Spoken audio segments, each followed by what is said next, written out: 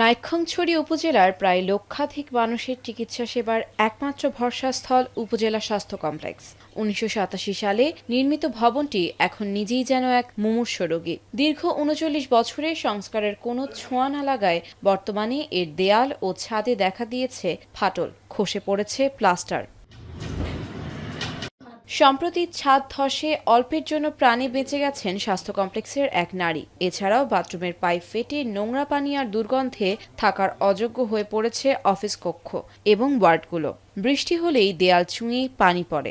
হাসপাতালে বিভিন্ন ওয়াল এবং উপরের ছাদের অংশ ভেঙে যাচ্ছে, পলেস ভেঙে যাচ্ছে। বড় একটা ছাদ থেকে পাথর ভেঙে অল্পের জন্য আমি বেঁচে গেলাম। বর্তমান পরিস্থিতিতে এই ফাটল ধরা বিল্ডিং এর নিচে কাজ করতে গিয়ে আমরা সবাই স্বাস্থ্য ঝুঁকির মধ্যে আছি। আমার আবেদন হাসপাতাল কর্তৃপক্ষ এবং সিভিল সার্জন কর্তৃপক্ষ এবং বর্তমান সরকারের প্রতি দ্রুত এই ভবনের প্রতি আপনারা একটু নজর দেন।